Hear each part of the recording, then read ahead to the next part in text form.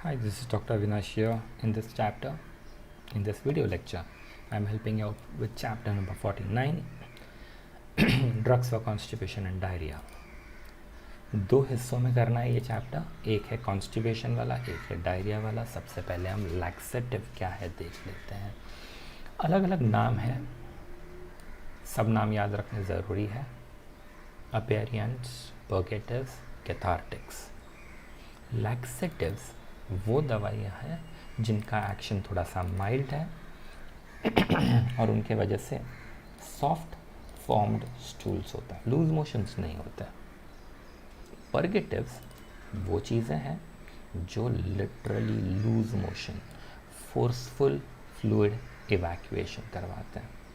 Okay, अच्छा, ये कोई रियल क्लासिफिकेशन नहीं है। रियल क्लासिफिकेशन ये वाला टेबल है, इसको आपको ठीक से पढ़ना है, बाय हार्ट करना है। क्लासिफिकेशन के मार्क्स है, आपको तो पता है ही। सारे के सारे ड्रग्स जो मैं इस टॉपिक में पढ़ाने वाला हूँ, लैक्सेटिव वाले, सबसे पहले वो हाइड्रोफिलिक या ऑस्मोटिक एक्शन से काम करेंगे, जिससे इंटेस्टाइन के लूमेन के अंदर वाटर और इलेक्ट्रोलाइट रह जाएगा। और जब वाटर और इलेक्ट्रोलाइट फीकल मैटर में रह जाए तो वॉल्यूम बढ़ेगा ना, और वॉल्यूम बढ़ेगा तो ज़्यादा ईजीली फीकल मैटर बाहर निकलेगा। See you can easily compare it with toothpaste.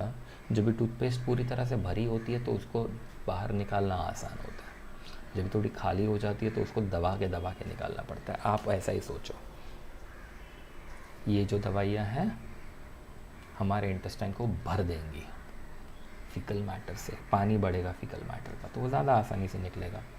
दूसरा एक्शन है इंटेस्टिनल म्यूकोसा पे, वो एब्जॉर्प्शन ऑफ वाटर घटाएंगे एंड फ्लूइड का ट्रांजिट बढ़ाएंगे। फ्लूइड, सी इंटेस्टाइन में अगर पानी रह जाएगा तो इतना ज़्यादा फीकल मैटर होता है ना इंटेस्टाइन में कि वो ज़्यादा आसानी से आगे की डायरेक्शन में चलने लग जाता है। और तीसरा एक्शन है खुद इंटेस्टाइन के ऊपर काम करके पेरिस्टालसिस को बढ़ाना, प्रोपल्सिव एक्टिविटी को बढ़ाना, इस तरह से। ठीक है ना। कुछ ड्रग्स ऐसे हैं जो पानी बढ़ाते हैं कि मोटिलिटी बढ़ाते हैं, इसके ऊपर काफ़ी डिबेट चलता रहता है। कैसे करते हैं इसके ऊपर भी डिबेट चलता रहता है। Most of this drugs what scientists believe work in one of the following manner. They inhibit sodium potassium ATPase pump, जिसकी वजह से इलेक्ट्रोलाइट और वाटर का एब्जॉर्प्शन कम हो जाता है।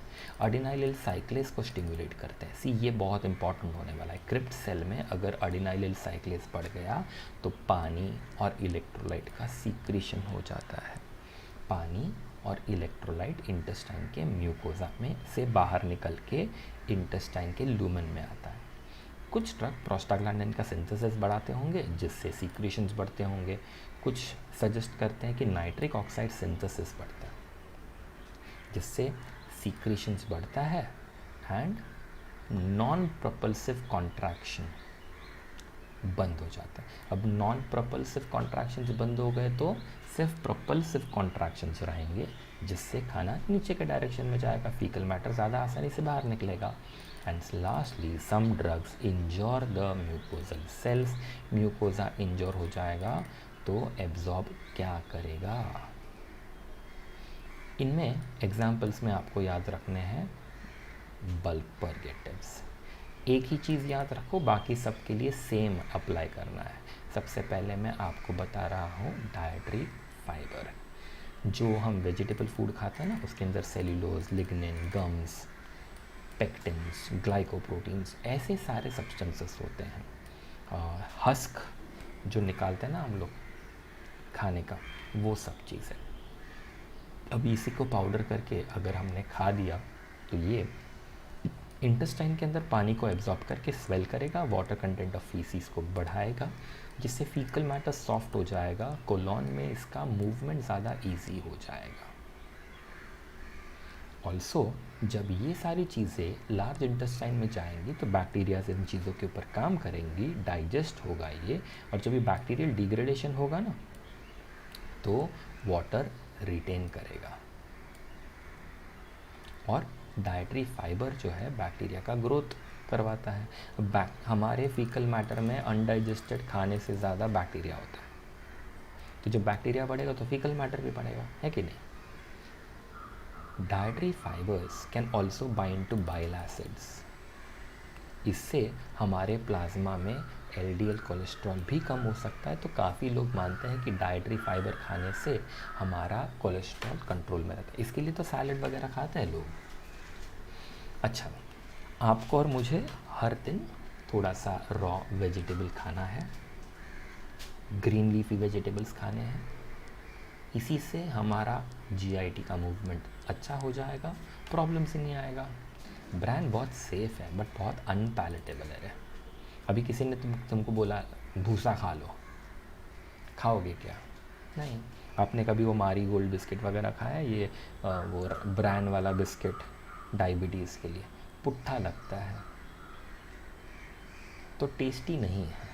दूसरी इंपॉर्टेंट चीज़, 3-4 दिन तो लगते हैं इनको काम करने में। जो ऑलरेडी फीकल मैटर बन चुका उस पर काम नहीं करेगा, नया वाला नहीं बनेगा, ठीक है। सो प्रिवेंटिंग कॉन्स्टिपेशन के लिए अच्छा मेडिसिन है। कॉन्स्टिपेशन हो चुका है तो ये अच्छा मेडिसिन नहीं है। और काफ़ी लोगों को गैस की तकलीफ मतलब फ्लैट्यूलेंस होता है। क्लियर? इतना याद रखो। अच्छा, ये बाकी की चीज़ें ना सिमिलर चीज़ें हैं, लाइक अभी प्लांटागो या इसबगुला जो है ये म्यूसिलेज है, ये प्लांट मैटर है जो पानी को एब्जॉर्ब करता है। फर्मेंटेड एंड कोलॉन बैक्टीरियल मास को ज़्यादा बढ़ाता है। सेम होने वाला है, कुछ आर्टिफिशियल बना है, कुछ नेचुरल है। फिर आते हैं स्टूल सॉफ्टनर्स, डॉक्यूसेट्स या डाई ऑक्टाइल सोडियम सल्फोसक्सिनेट या डॉस। ये एक एनायनिक डिटर्जेंट है।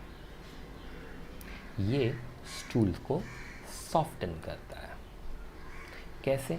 पानी का अक्यूमुलेशन से। ये सर्फ जैसा काम करता है।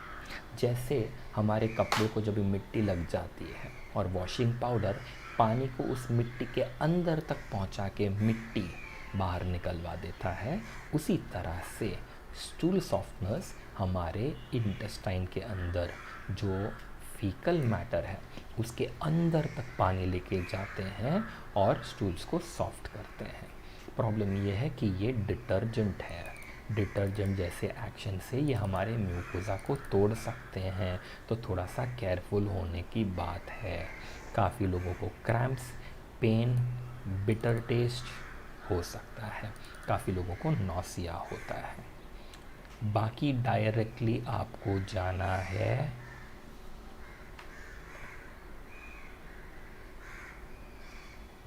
लैक्टिलोज पे। एक बार बीच में का देख लो, अगर भलानी में आया है, क्वेश्चन बैंक में है, तो मैं आपको लाइव लेक्चर में हेल्प कर दूंगा। टेंशन की बात बिल्कुल नहीं है। पर लैक्टिलोज इम्पॉर्टेंट है। ये एक सेमी सिंथेटिक डाइसैक्राइड है, फ्रक्टोज और लैक्टोज से बना हुआ। ऐसा कोई दुनिया में मिलता नहीं है, हमने इसको आर्टिफिशियली बनाया है। ये डाइजेस्ट भी नहीं होता, एब्जॉर्ब भी नहीं होता, पानी पकड़े रहता है बस। फिर वो लार्ज इंटेस्टाइन में जाता है जहाँ पे कोलॉन के बैक्टीरियाज उसके ऊपर काम करते हैं और उसको तोड़ के और ज़्यादा एसिडिक और ज़्यादा एक्टिव प्रोडक्ट में कन्वर्ट कर देते हैं। एक 10 से 30 ग्राम लेना है, ढेर सारे पानी के साथ 8 से 24 घंटे के अंदर सॉफ्ट फॉर्म्ड स्टूल्स बनते हैं। थोड़ा सा गैस होता ही है, थोड़े से क्रैम्प्स होते हैं, कुछ लोगों को नौजिया हो जाता है। बहुत स्वीट है ये, बहुत ज़्यादा स्वीट है। ये ड्रग हमने स्पेशली हेपेटिक एन्सेफेलोपैथी के लिए भी बनाया है। ये ड्रग इंटेस्टाइन में अमोनिया को पकड़ लेता है और बिकॉज ये अमोनिया को पकड़ लेता है, ब्लड अमोनिया का कॉन्सेंट्रेशन घटने लग जाता है। ऐसा माना जाता है कि इंटेस्टाइन में ये जो एसिड वाला प्रोडक्ट बताया ना मैंने, वो एसिडिक प्रोडक्ट्स पीएच इतना कम कर देते हैं स्टूल्स का कि अमोनिया प्रोड्यूसिंग बैक्टीरिया को ज़िंदा रहना मुश्किल हो जाता है। और अगर अमोनिया बना भी दिया तो तुरंत अमोनिया का NH4+ बन जाता है जो एब्जॉर्ब नहीं हो पाता। लूज मोशंस हो सकते हैं।